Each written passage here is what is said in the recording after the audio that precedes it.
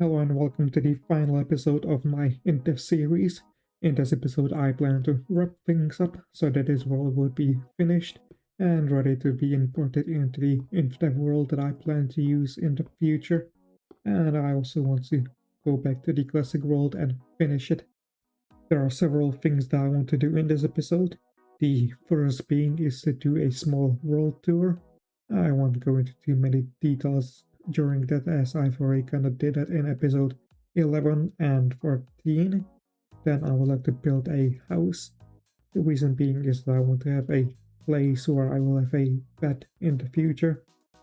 The next thing that I want to do is to prepare the world for the future, which means like preparing so that I can make it public because that's something that I want to do, and also prepare it so it can be imported into the Infdev world. And the only difference between those two copies is that the second one will have a lava source block removed. And the last thing that I want to do is to add a time lapse at the end of the video, which will show how the world has evolved over the time, over the roughly 6 months that I've had it. The first thing that I'd like to talk about is the first and the most important thing that I've worked on, that being the storage system, which you can reach using this bridge over this lava lake. Now, as you can see, the storage system has got 3 floors. That's because the items that are inside of it are divided by kind of tiers. So the first floor has got some items, stuff like cobblestone, stone, dirt and such. The second floor has got uncommon items, which are a bit harder to get or just require a bit more. And then there are the rare items, things like gold, iron, diamonds, and TNT that I got from the debug chests. But that place isn't the only one that I use for storage, as I also have this tower, which goes to the height limit, which isn't that high. I use this tower to store special items that I got from the debug house. You got things like the glove colors. And I've also decided to store some lit furnaces here since I got those and wasn't sure where to put them. And as you saw, I also decided to dupe them. Another storage space that I have is this warehouse, which I don't yet use, but I plan to use it to store dirt, cobblestone and other such things that I will have a lot of. I've also tried to make this warehouse look nice and I feel like I've kind of succeeded. That's one of the reasons why I have built it, is to kind of have a visual balance for the lighthouse. This lighthouse is another thing that I chose to build in this world. As you can see, I've kind of used the stereotypical red and white design, and the reason why I've chosen to use bricks instead of the red glove is because once we get to Infdev, the glove will get bleached. However, if I use bricks, then it will still be red and white. And I've also used lava at the top so that it's an actual proper lighthouse with light at the top. And next to the warehouse we got the dock and the ship, which just like the lighthouse are purely decorative. There is no practical function to them, but I'd say they are still one of my favorite builds on this island, even despite the fact that they have no practical use. I'd say the ship that I have built is quite nice. It's definitely better than the design that I've built in Classic. However, I'd say it still has its flaws and could be improved, so maybe next time I build a ship it will be at least somewhat better, I hope. Well, it should be, since now I have more experience and I should also have access to more materials by the time I build another ship. And then we got the farming area, as I like to call it. There is the future cactus farm that I've built in episode 14. Then there is the future sugarcane farm, which I didn't build on a stream or in an episode. The same goes for the chest, which I plan to use to store the things from the farms once they are operational. And lastly, there is the Sapling storage building. If you want to know its purpose, then you should check out episode 11 because I don't feel like explaining it again. And lastly, there is the Sapling storage building. If you want to know its purpose, then you should check out episode 11 because I don't feel like explaining it again.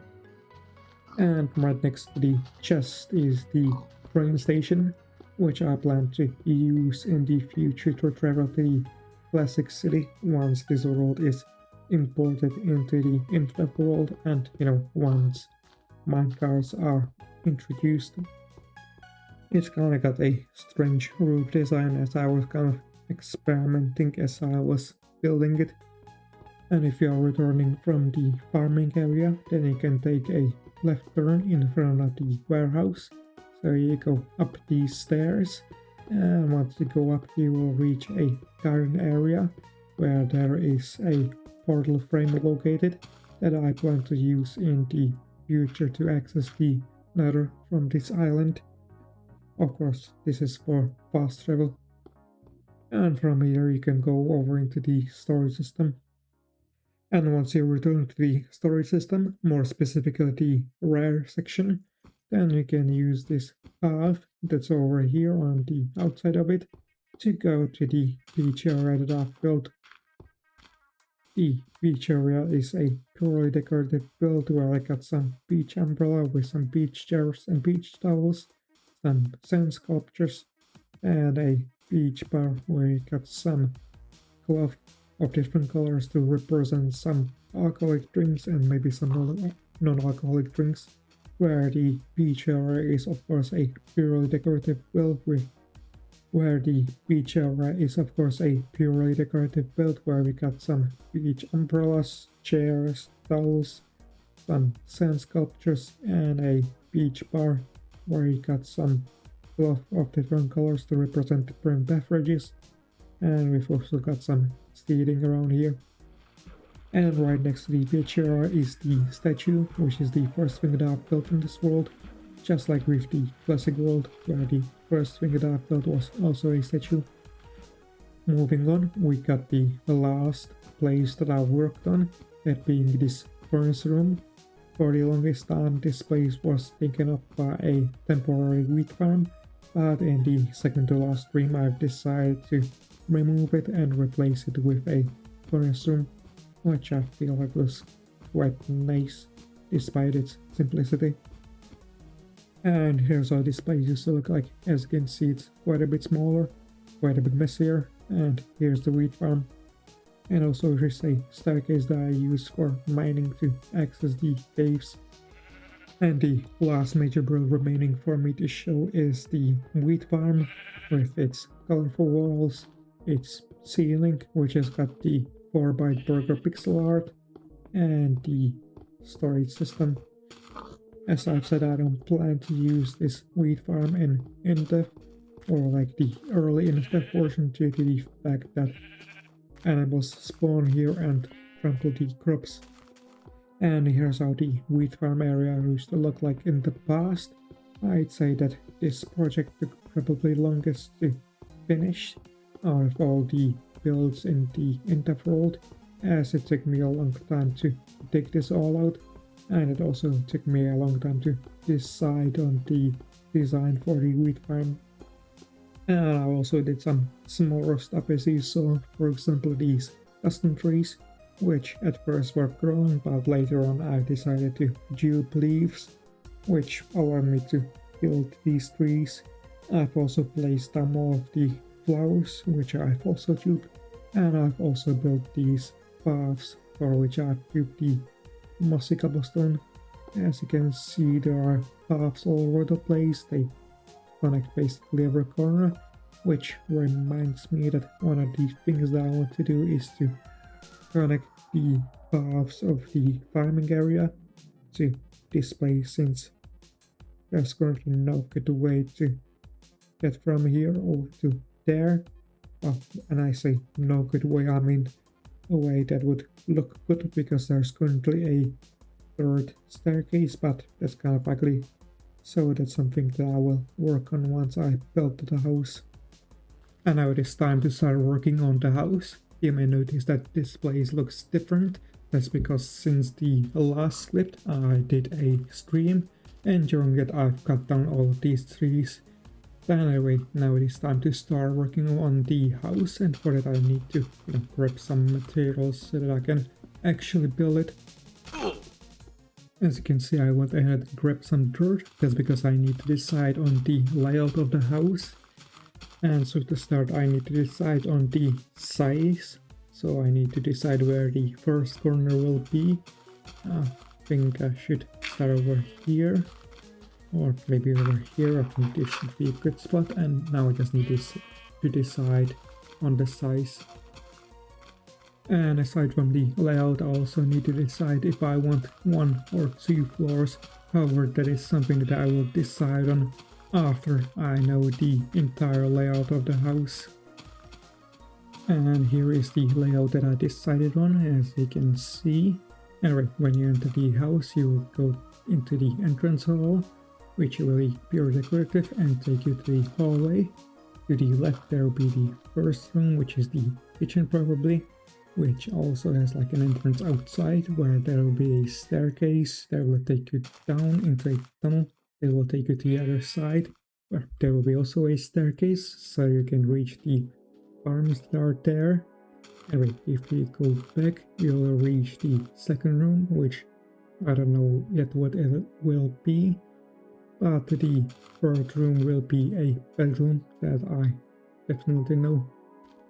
Well, there will be like a bunch of stuff. Also, I haven't yet decided if I want like second floor, so that's something that I'm gonna decide on later. Anyway, as you see, I don't really have that many ideas as to what I want to do, which I guess means that I probably don't need a second floor, but that's something I'm gonna decide on once I build the first floor. And since I already know the layout, I decided to build the walls of the house. As you can see, I decided to use bricks and stone slabs for the outer walls, and for the inner walls I'm using white cloth and oak planks. But aside from that, I haven't really done any decoration on the inside, it's still empty. I also made a small change to the room layout. Previously you could only reach the hallway from the entrance hall, but now you can also reach the future staircase, which won't lead to a second floor, instead it will lead to an attic, which I don't know yet what it will be used for. And I've also decided that this right room, which is now smaller thanks to the staircase, will be used as a bathroom.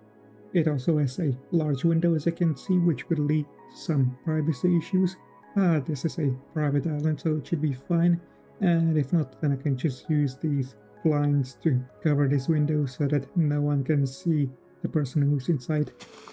Anyway, now it is time to start replacing the floors so that I can start placing in some decorations.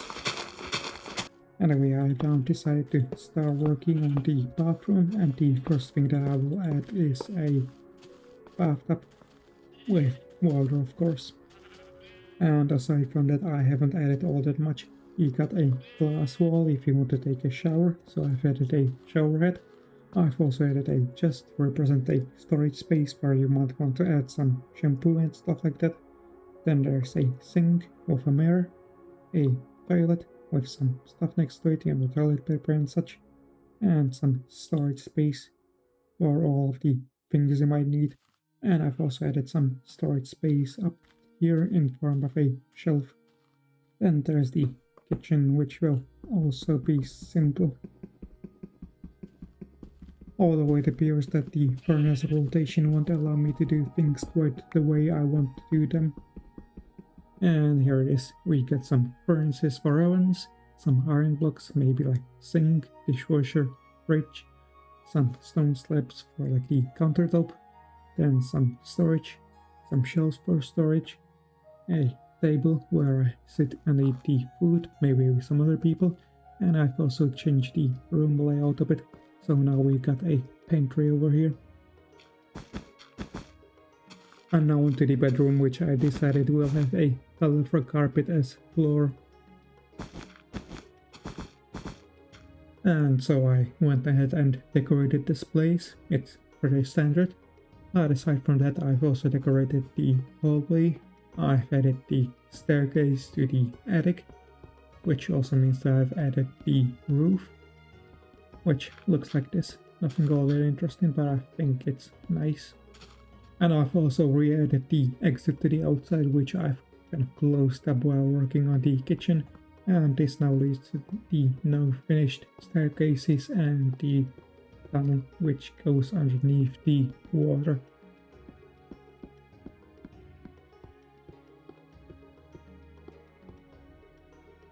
And now that all of this is finished, I just need to add some decorations on the outside. So for example, I need to cover up this staircase, and I also want to add some custom trees around the house.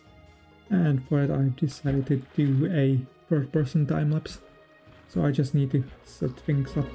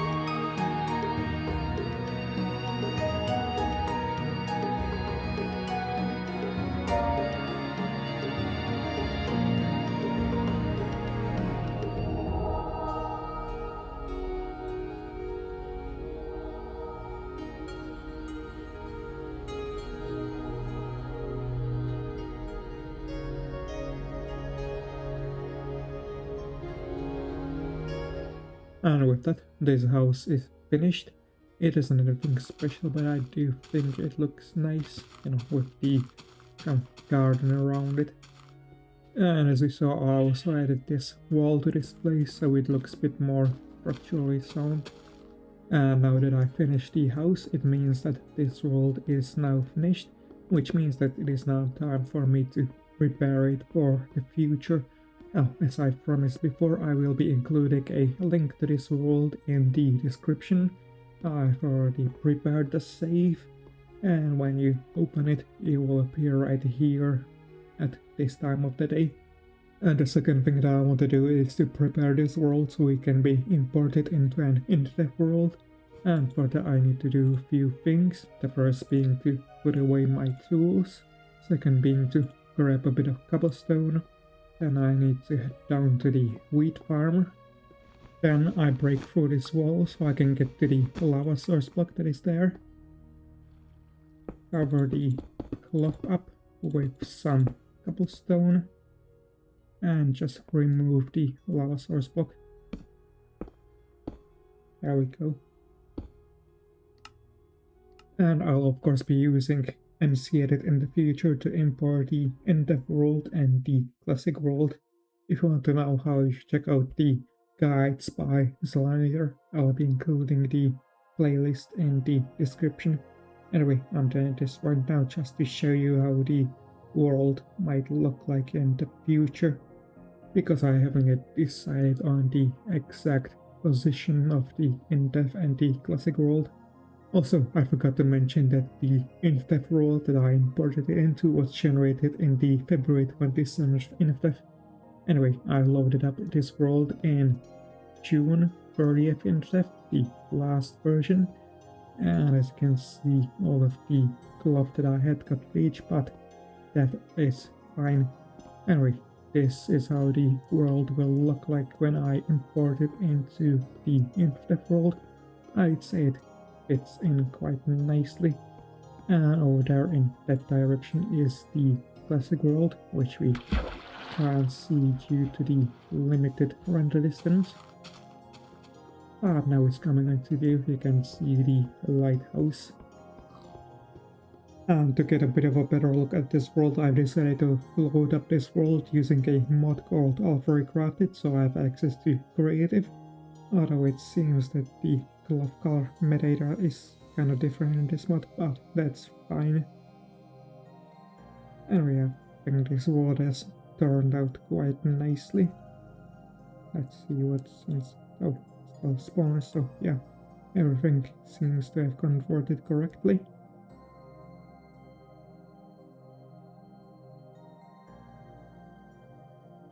And as I've shown earlier, I feel like the world fits in quite nicely.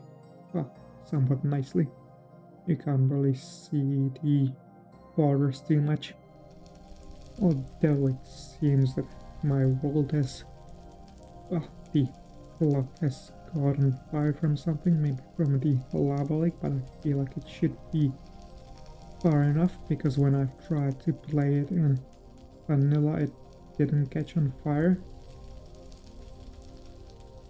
So yeah, I'm gonna have to test it to see. Anyway, I'm gonna test it probably tomorrow to make sure that nothing like this happens once I load it up in later versions. But that's something for me to worry about later. Now I will show you the time-lapse of the Infdev world that I've promised at the start of the video. Anyway, after doing some more testing, I've discovered that the fire was in fact caused by the lava pond that was here, or that is here. So I'm going to cover it up and then, prepare a new copy of the world so I can, include it in the description, and also so it will be prepared to be imported into the Infdev world. I must say that the alpha fire spread is very quick, but it seems that the wool on the ground has caught on fire as well, so I'm gonna need to investigate this as well. It was probably thanks to the lava that was over here, so I'm gonna need to take care of that. Or not, seems like a fire is starting over here. I'm not sure where it has caught on from. Hopefully it shouldn't be too hard to fix that, but now it's time-lapse time.